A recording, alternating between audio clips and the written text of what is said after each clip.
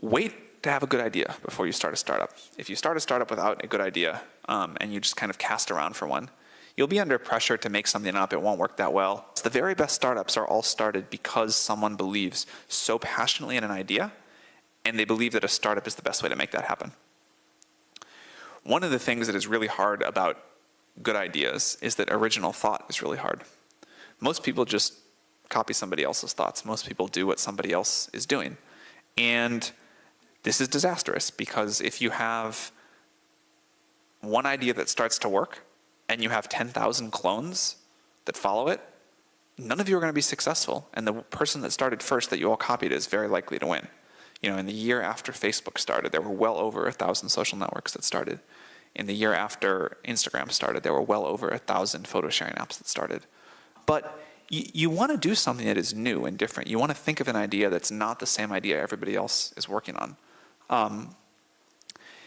The year that I joined the board of Helion, which is a nuclear fusion company, according to somebody's count, there were 10,000 photo startups of some sort or other started that year, and one nuclear fusion startup started, which seemed a little bit off to me.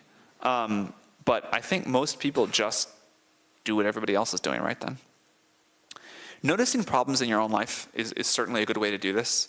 It's not true that all successful startups are started to solve a problem that the founders have themselves, but is a very high percentage. If you really go back and think about the transformational companies, most of them start with someone solving their own problem. And then there's this idea of a great wave, which is that another thing you notice if you go back and look at all the really successful companies is there was this massive wave of technology coming.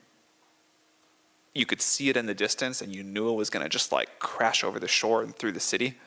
And you got out there early on your surfboard. So I think it's really hard to create a technology wave as a startup. That takes too many resources. You can't do that. But what you can do is notice that a wave is coming. And university students are particularly good at this. You can notice that a technological wave is coming. And while other people still think it's a toy or not going to matter, you can really get conviction behind it and surf somebody else's wave.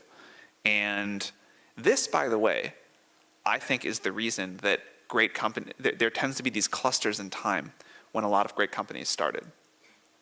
So, when the internet wave happened in the mid to late 90s, you had a huge cluster of companies that are now very large: Amazon, Google, Yahoo, I guess, others.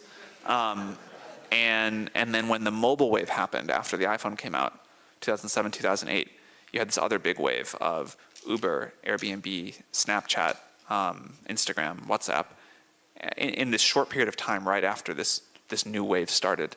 And a really good question to ask is, what is the wave that's starting right now, and where is the cluster of companies, because we're about due for another one? Where's that going to be?